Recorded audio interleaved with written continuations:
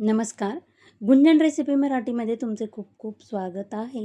आज आपण बटाट्याचे कटलेट तयार करणार आहोत. कुठलीही भाजी किंवा कांदा न वापरता एकदम साध्या सोप्या पद्धतीने आपण झटपट होणारे कटलेट पाहणार आहोत. त्यासाठी हा व्हिडिओ शेवटपर्यंत नक्की पहा. इथे मी उकडून साल काढून 5 बटाटे घेतलेले आहेत. कोथिंबीर, चिली फ्लेक्स 1 चमचा, अर्धा चमचा जिरे आणि आपण इथे पोहे घेतलेले आहेत. चवीनुसार मीठ. चला तर मग आता रेसिपीला सुरुवात करूया. सुरुवातीला आपण मिक्सरचं भांडं घेऊन त्यामध्ये पोहे टाकून घेऊया आणि हे मिक्सरला आपण बारीक करून घेणार आहोत. आता एक बाउल घेतलेला आहे. या बाउलमध्ये आपण उकडलेले बटाटे किसून घेणार आहोत.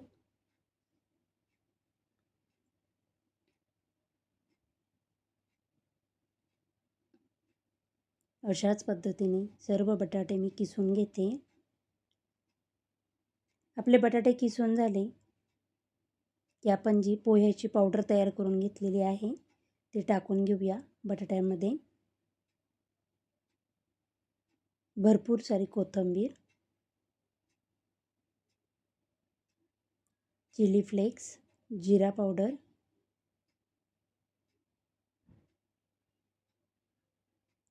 चवीनुसार मीठ,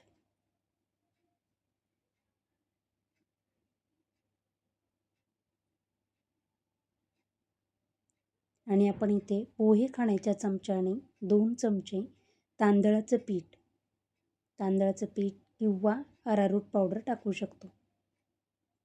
मी इथं फक्त बाइंडिंगसाठी 2 चमचे तांदळाचं पीठ टाकून घेतलेलं आहे.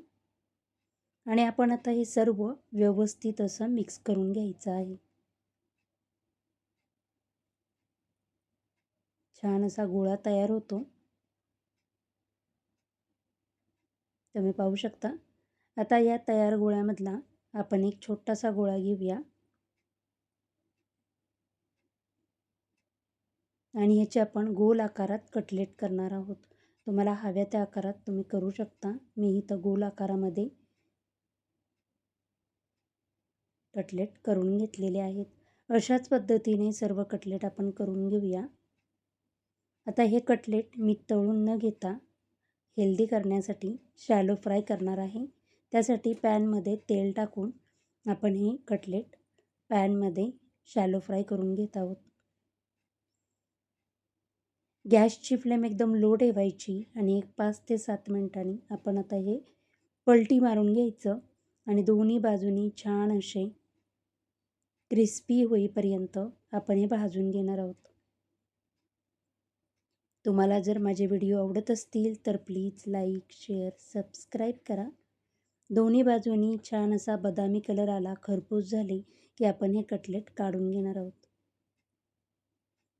अगदी साध्या सोप्या पद्धतीत कुठलीही भाजी किंवा कांदा न वापरता आपण हे बटाट्याचे कटलेट तयार केलेले आहेत.